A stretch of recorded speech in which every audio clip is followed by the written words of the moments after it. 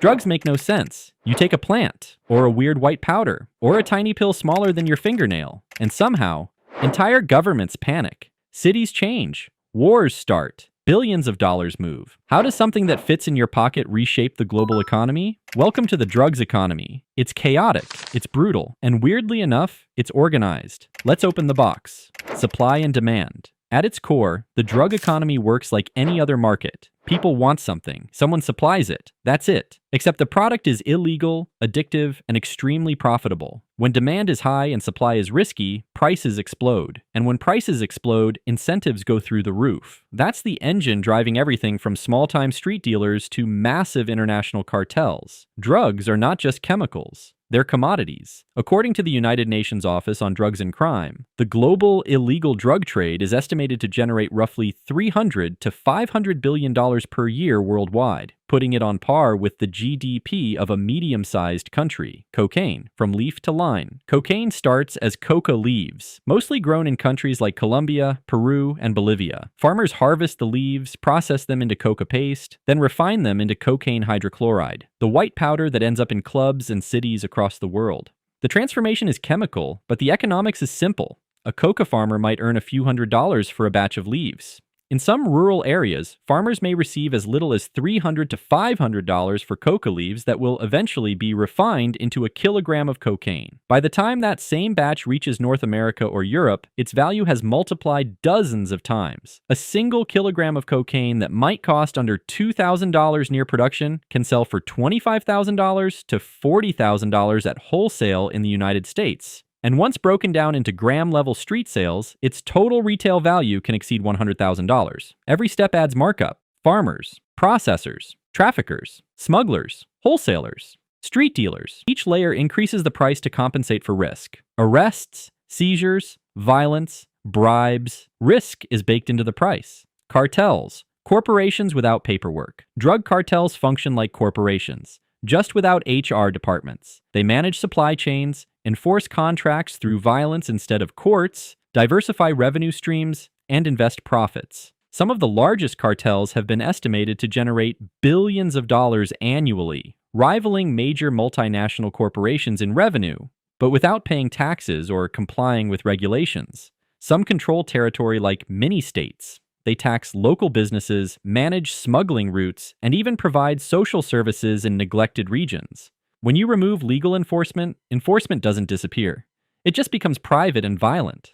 Contracts are replaced with fear.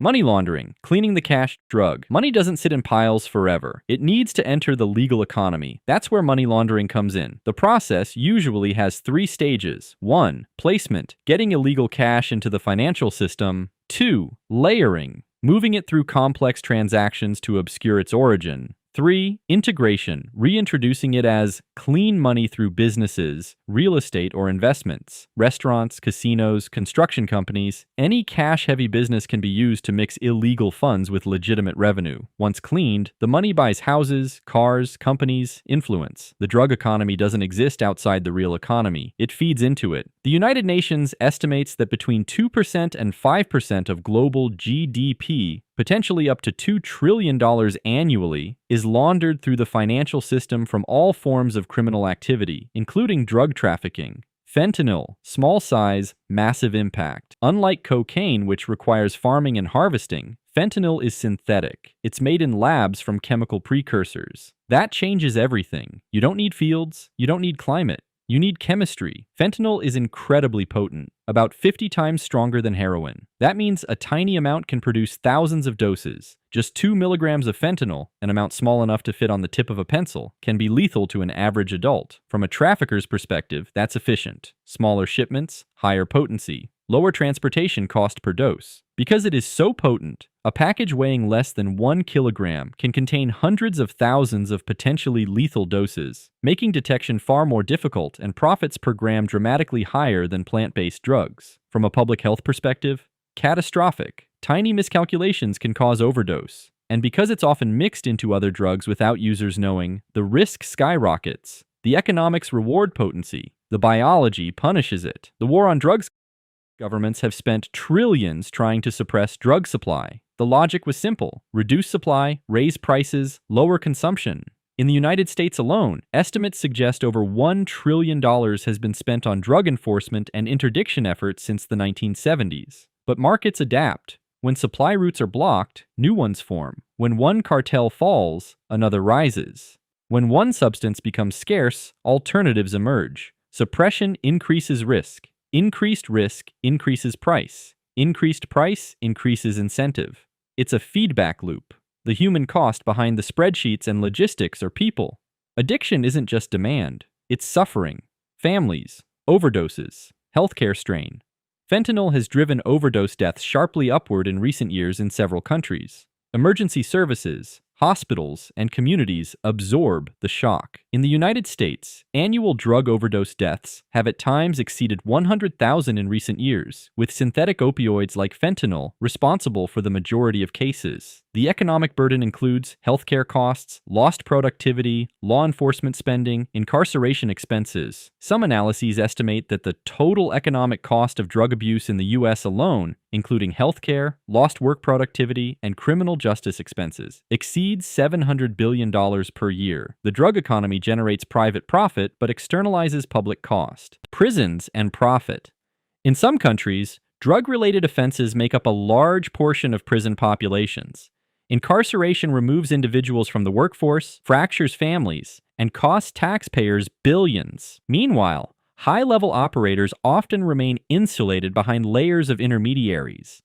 Street-level participants face the highest probability of arrest. Higher-level financiers face the highest rewards. Risk and reward are unevenly distributed. Technology changes the game. The internet added new layers. Encrypted messaging apps allow coordination. Dark web marketplaces enable anonymous transactions. Cryptocurrencies facilitate cross-border payments without traditional banks. Instead of street corners, some transactions happen through digital storefronts. Law enforcement adapts. So do traffickers. It's a constant arms race. Why demand persists? People use drugs for many reasons. Escape, euphoria, social bonding, pain relief, curiosity. As long as demand exists, supply has incentive to exist. You can disrupt supply chains, but eliminating demand is far more complex. It touches mental health, inequality, trauma, culture, and social structure. The drug economy is not just a criminal issue. It's a social one. Legalization debates. Some argue that legalizing and regulating certain drugs could reduce black market profits, decrease violence, and allow quality control. Others worry it could increase usage and normalize harm. It's an ongoing debate in many countries, especially regarding substances like cannabis. The core question is economic. Does prohibition create more harm than regulation? There's no simple answer, but the discussion keeps evolving. Why it's so hard to stop? Let's zoom out. Drugs are high demand, high profit, portable, durable, divisible into small units, easy to conceal. From a purely economic standpoint, they're almost ideal black market goods. Add global inequality, corruption, technological innovation, and human psychology, and you get a system that is incredibly resilient. Shut down one route, another opens. Arrest one leader, a replacement steps in. Ban one substance, a new synthetic appears. It behaves less like a single organization and more like an ecosystem. The strange paradox. Here's the paradox. The drug economy depends on illegality for its extreme profits. If it were fully legal and regulated, prices would likely drop. Margins would shrink. Violence tied to enforcement might decline. But because many substances are harmful, governments restrict them, which keeps the black market profitable. Prohibition sustains the premium sustains the trade. It's a loop. So, what is the drugs economy? It's not chaos. It's not random crime. It's a global, multi-billion-dollar network driven by the same forces that drive any market. Incentives, scarcity, risk, demand, innovation. Except the stakes are higher. Lives, communities, institutions. From coca fields in rural regions to synthetic labs producing fentanyl, from smuggling submarines to encrypted digital markets, the system keeps adapting. Because the core engine, supply meeting demand under prohibition, never really shuts off. And that's what makes it so powerful. You can put metal in a box and get a computer. You can put powder in a bag and get an empire.